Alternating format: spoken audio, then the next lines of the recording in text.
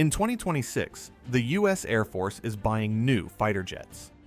Not just stealth aircraft, and not only next-generation prototypes.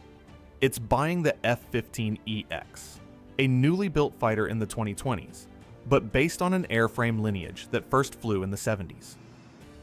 Meanwhile, the F-22 fleet remains under 200 aircraft.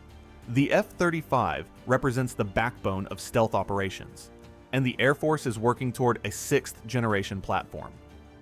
So, why invest in a high-capacity, non-stealth fighter? This isn't nostalgia. It's about something far less visible and far more decisive: missile capacity.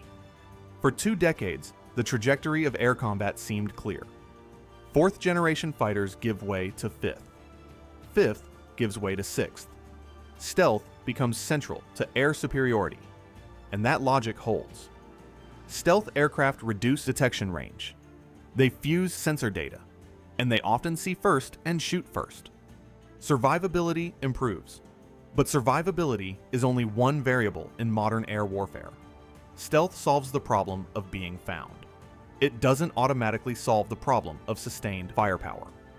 Modern air combat rarely looks like a dogfight anymore. It usually happens far beyond visual range. And in that environment, the deciding factor isn't who can turn tighter. It's who can put more credible shots into the air before they have to disengage.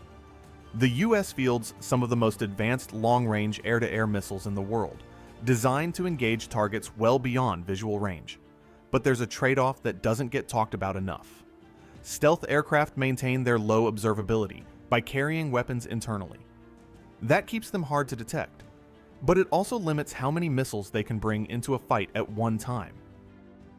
For example, an F-35 flying in full stealth configuration has a fixed number of air-to-air missiles before it needs to rearm. The F-22 can carry more internally, but there are fewer than 200 of them in the entire fleet. So, while you can build incredibly stealthy aircraft, stealth aircraft aren't designed to carry very large missile loads. And in a prolonged engagement, that limitation starts to matter. Imagine a long-range exchange. Stealth fighters push forward. They detect first, they launch first, but the engagement continues. Some missiles miss. Targets maneuver. Additional aircraft enter the fight. Now the critical variable becomes magazine depth. Who still has weapons available? That's the role the F-15EX was built to fill. It's not stealthy, but it was designed for payload capacity. It can carry up to 12, and potentially more than 20 air-to-air missiles. Its maximum payload is roughly 29,500 pounds. It has range, a powerful radar, and full integration with modern data networks. It is built to operate alongside stealth platforms, not replace them. This is sometimes described as sensor-shooter separation.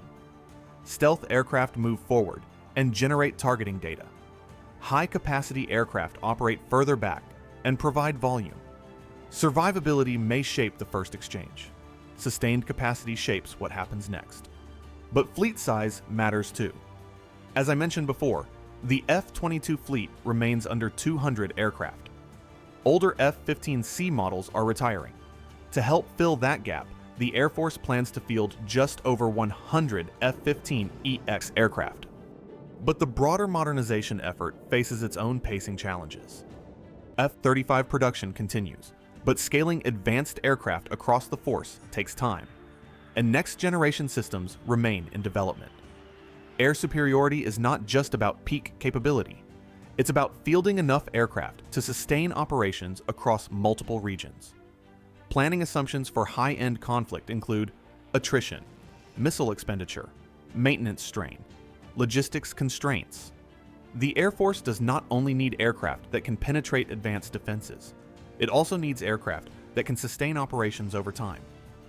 The F-15EX provides a modern airframe with long service life, compatibility with existing infrastructure, rapid fielding timelines, and lower transition complexity compared to entirely new platforms.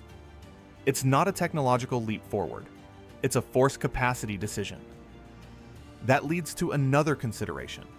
Not every mission requires deep penetration of dense air defenses. Using a stealth aircraft for every sortie isn't always the most efficient use of resources. There's another way to think about this: cost per missile delivered to the fight. In other words, how efficiently can the force generate missile volume when stealth isn't the limiting factor? When penetration is required, stealth is essential. When volume is required, payload becomes central. The F-15EX does not replace stealth. It allows stealth platforms to be used where they matter most. But there's another dimension to this decision: adaptability. The F-15EX was designed with open mission systems architecture. That enables faster integration of new weapons, software upgrades on shorter timelines, expanded electronic warfare capabilities. Stealth platforms are extraordinarily capable and extraordinarily complex, but in rapidly evolving threat environments, upgrade speed itself becomes a strategic variable. Adaptability matters. All of this points to a broader shift in how air power is being framed. For years, the future of air combat was defined primarily by stealth, the ability to operate with reduced detection, and that future remains central. But air superiority is broader than a single attribute. It involves survivability, capacity, range, fleet size, and sustainment. So, the F-15EX is not a return to the past. It is a modern aircraft built for a specific role within a layered force. Stealth shapes the opening phase of conflict. Capacity sustains it, and sustained air superiority requires both.